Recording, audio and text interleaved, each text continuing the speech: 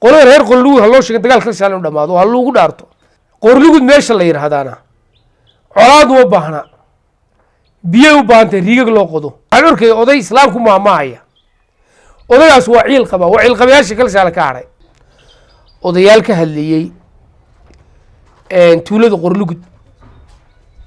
iyo degmada Caynaba waxaan leeyahay dadka walaalaha ama deriska ah ama wada yaala dhibaato ma baahna fidman ma baahna colaadna ma baahna reer niciib ma jiro reero maanta dhibaato dhex taalana ma jiro arladuna waa nabad waxaan leeyahay beelaha iyo reeraha nabadgelyaha loo daayo waxa nasiib darro ah odayaasha qorlugud ka hadlayay gudoomiyaha guurtidu waa ninka labaad ee dalka Salmaan Maxamuud Aadan in maanta tuuladiisii colaad laga dhawaaqo oo waayeelka ay isu soo baxaan iyaga oo hadal adag ku hadlaya iyo hadal xajiimeysan iyo hadal kala fogeynaya dadka wada dega oo deriska oo dabka kala qaata oo isku midka ah waxaynu ognahay maanta in laga soo kabtay colaadii kal shaale oo maanta qorlugud buuhoodle warwad horfadhi intuba ay yihiin dad maanta daaqsinkiina wada jooga makhaayadina wada fadhiya waxaan leenahay siyaasiyiinta xukuumadda ku jira iyo cid kasta oo ka shaqeysa in dad beelahaas inay kala fogaadaan waxaan leenahay beelahaas colaadii kal shaale dhex martay ayaa dhibaatay colaad ugu filay maanta waa nabadgelyaha loo daayo nabadgelyaha loo daayo odayaashana waxaan leeyahay odayaasha u waaweynaa baa tihiin degmada buuhoodlaanu ka tirsannahay baa tihiin gobolka togdheer baanu nahay baa tihiin maydan ahayn maanta kuwii tv-ga idinku iman lahaa oo maanta tv-ga ugu soo horeyn lahaa oo colaad xoqi lahaa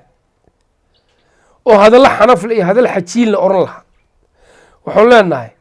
war colaadda waa laga soo doogay waa laga bogsaday ciddii doonaysa maanta inay dib u xoqdoona ku guulaysan maysaan aad beela iska hor keentaan kuna macaashi maysaan wax idinka faa'iide ah leh laga heli maayo tii kal shaalayno heli wax faa'iide lagama helin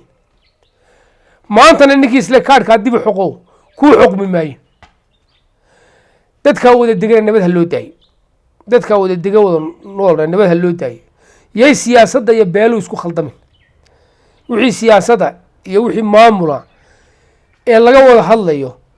waa meesheeda laakiin beelaha la isku xoqayo halkaa kuma jirta baan leeyahay dowladdii siyaad bare markii ay sii dhacaysay waxay samaysay inay beelaha iska hor keento oo ay dagaalka beelu wada galaan haddeer kuwa doonaya inay ka faa'iidaystaan inay beelaha dagaal geliyaanna waxaan leeyahay war waxba halkaa kuma jirto kana macaashi maysaan kana faa'iidi maysaan waxaan leeyahay reeraha iyo dadka wada dhashay iyo ehelkaa nabadgelyaha loo daayo qorlugud meesha la yidhaahdana colaad uma baahna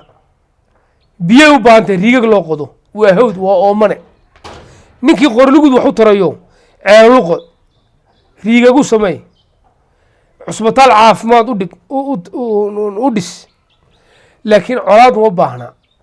iyo dhibaato maanta laga abuuro dadka deegaanka waxaan leeyahay odayaal maanta waaweyn baa tihiin dadkii maanta talinaya baa tihiin hadalkiinu ha ahaado mid ummadda isu soo dhaweynaya mid nasteexa midaan kala fogeynayn waxaan arkay oday islaamku maamaaya odaygaas waa ciil qaba waa ciil qabayaasha kala shaala ka haray habar jeclana waxaa leeyahay tan nadiifta ah ee talada wanaagsan iyo niyadda fiican qolada reer qorlugud ha loo sheegay dagaal kala shaala dhamaado ha loogu dhaarto war dagaal kala shaala dhamaa